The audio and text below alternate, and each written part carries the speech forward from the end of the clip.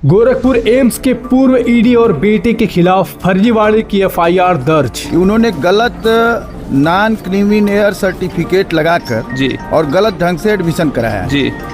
सामाजिक कार्यकर्ता आशुतोष मिश्र की याचिका पर अदालत के आदेश के बाद कार्रवाई।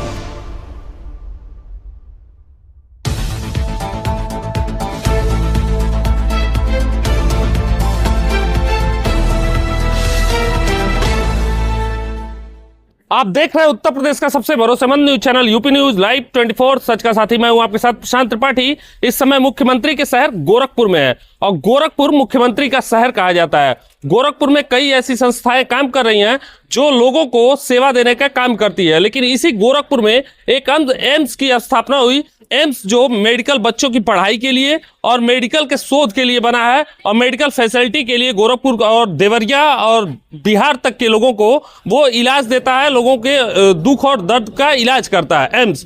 और एम्स की मॉनिटरिंग सीधे पीएम हाउस से होती है और पीएम के वहां से इसकी मॉनिटरिंग होती है। लेकिन जैसे गोरखपुर में एम्स आया, एम्स में भी भ्रष्टाचार का रोक लग चुका है। एम्स को भी पता नहीं था कि यहाँ पे माननीय न्यायालय बैठा हुआ है और गोरखपुर कहीं ना कहीं भ्रष्टाचार पे कड़ी चोट भी करता है। लेकिन इसी एम्स के कार्यकारी निदेशक जीके पाल थे, उन्होंने अपने बेटे की फर्जी मार्कशीट के बदौलत कहीं एडमिशन लेने का काम किया और उस समय दीवानी कचहरी के सीनियर अधिवक्ता आशुतोष मिश्रा की पहल पे जैसे ही उनको सूचना हुई आशुतोष मिश्रा को, वैसे ही उनकी सूचना पे माननीय न्यायालय के हस्तक्षेप पे एम्स थाना में उनके खिलाफ कई संगीन धाराओं में अभियोग पंजीकृत हुआ। और हम जानेंगे, सीनियर अधिवक्ता है, क्राइम के सीनियर अधिवक्ता है आशुतोष मिश्रा से जानेंगे कैसे उनको सूचना मिली और किस तरीके से उन्होंने इस भ्रष्टाचार पे सबसे कड़ी चोट की। सबसे पहले तो आपका स्वागत है मिश्रा जी, इतनी बड़ी लड़ाई लड़ने के लिए। एम्स के निदेशक के खिलाफ आप लड़ाई लड़ रहे हैं, क्या कहना चाहेंगे, किस तरीके का मामला सबसे पहले आपके बीच में आया?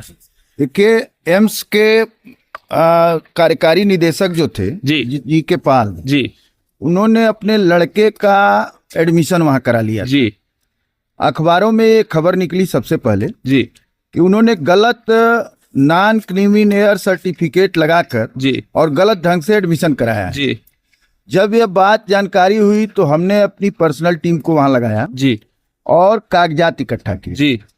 कागजात जल्दी मिल नहीं रहे थे, लेकिन बड़े मेहनत से कागजात सब मिले और जब पूरा कागजात हमारे पास हो गया तो हमने स्वास्थ्य मंत्रालय को पत्र लिखा, प्रधानमंत्री जी को पत्र लिखा और यहाँ पर एम्स थाना प्रभारी को पत्र लिखा, एसएसपी को पत्र लिखा कि जीके पाल और उनके लड़के ओरो पाल के खिलाफ मुकदमा लिखा जाए जी।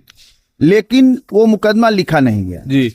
यद्यपि उसमें जांच हुई और स्वास्थ्य मंत्रालय ने जीके पाल को यहाँ से हटाकर फिर पटना का ईडी वो थे पटना ही भेज दिए जी। फिर उसी में आगे जब कार्रवाई हुई हमने फिर उसमें पत्र लिखा तो पटना से भी हटाकर और उन्हें जीप पांडिचेरी मुख्य जो पहले उनकी नियुक्ति जहाँ थी वहां भेज दी जी। और माननीय न्यायालय में मुकदमा हमारा चलता रहा। पुलिस मुकदमा लिख नहीं रही थी जी। फिर हमने माननीय न्यायालय में बहस किया जी। माननीय न्यायालय से आदेश हुआ जी। आदेश हुआ नवंबर 2025 में हो गया जी। और उसके बाद भी 1.5 महीने तक पुलिस ने मुकदमा दर्ज नहीं किया। 4 जनवरी को वो मेरा मुकदमा लिखा गया। माननीय न्यायालय ने जब उस पर सो काज नोटिस उनको दिया और एम्स के प्रभारी निरीक्षक को माननीय न्यायालय ने तलब करने का आदेश किया, तब जाकर उन्होंने मुकदमा लिखा। मुकदमे में संगीन धाराओं में अभियोग पंजीकृत है कि हल्के धाराओं में अभियोग अभी पंजीकृत? जिन धाराओं में होना चाहिए जी उससे कुछ कमतर धाराएं लगाई गई, लेकिन इसके बाद आप लेकिन उस पर हम लोग अध्ययन कर रहे हैं जी कि किन किन धाराओं में और हो सकता था और किस तरह से अल्पीकरण पुलिस ने किया है जी। फिर हम उसकी लड़ाई को आगे लड़ेंगे। वो दूसरे चरण की लड़ाई है जी। पहले चरण की लड़ाई हमारी पूरी हुई, अधिवक्ता भाइयों के सहयोग से पूरी हुई जी। आप पत्रकार बंधुओं के सहयोग से पूरी हुई जी। क्योंकि पहले तो मामला हमको पत्रकारों से ही पता चला जी। जब तक खबर न निकली होती अखबारों में तो मैं नहीं जान पाता, लेकिन उसके बाद सभी लोगों के प्रयास से और ये मामला उजागर हुआ। हम लोगों की ये जिम्मेवारी है गोरखपुर लोगों की कि प्रधानमंत्री जी ने यदि गोरखपुर को एम्स दिया है मोदी जी ने तो इस एम्स में भ्रष्टाचार न होने दें, एम्स में ठीक ढंग से काम हो, एम्स में मरीजों को देखा जाए एम्स शोध का केंद्र बना रहे, जी। एम्स में अच्छी पढ़ाई हो, इसलिए हम सभी को वहां पर अपनी निगाह रखनी चाहिए। अच्छा, मानते हैं कहीं ना कहीं पत्रकार प्लेयर जो थे पत्रकार थे उस क्रिकेट के पूरे, और कैचिंग लेने का आप क्या काम किए, बॉलिंग लेने का?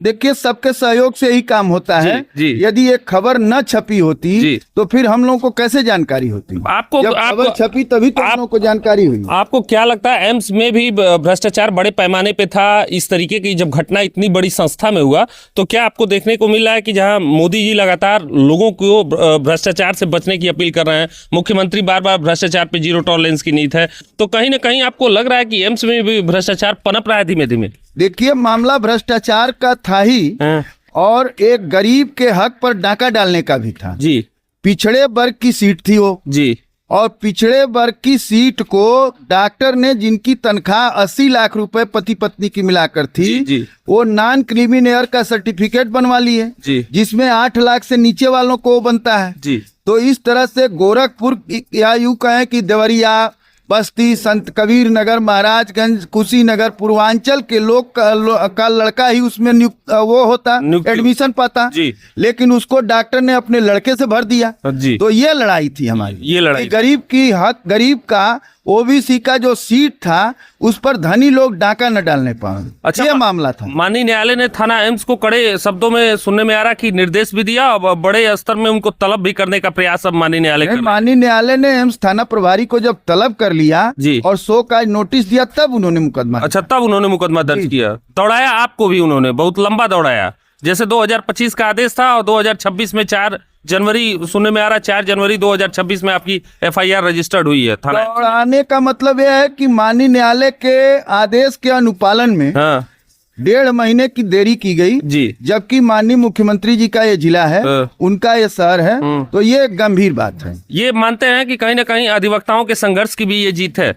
हाँ, ये अधिवक्ताओं की ही जीत है, अधिवक्ता के संघर्ष की भी, अधिवक्ताओं की ही जीत। ये देखिए, सीनियर अधिवक्ता थे आशुतोष मिश्रा, जिन्होंने बताया कि ये अधिवक्ता के संघर्ष की भी जीत होती है, और कहीं ना कहीं पे भ्रष्टाचार पे सबसे बड़ी चोट कहीं ना कहीं वकीलों के माध्यम से होती है, और कानून के डंडे से ही उनका इलाज किया जाता है। अब ये देखने वाली बात होगी कि एम्स के कार्यकारी निदेशक के खिलाफ किस तरीके से माननीय न्यायालय अपना अगला रुख तैयार करती है, अब ये देखने वाली बात होगी। कैमरामैन सर्वेश तिवारी के साथ प्रशांत त्रिपाठी की रिपोर्ट, गोरखपुर।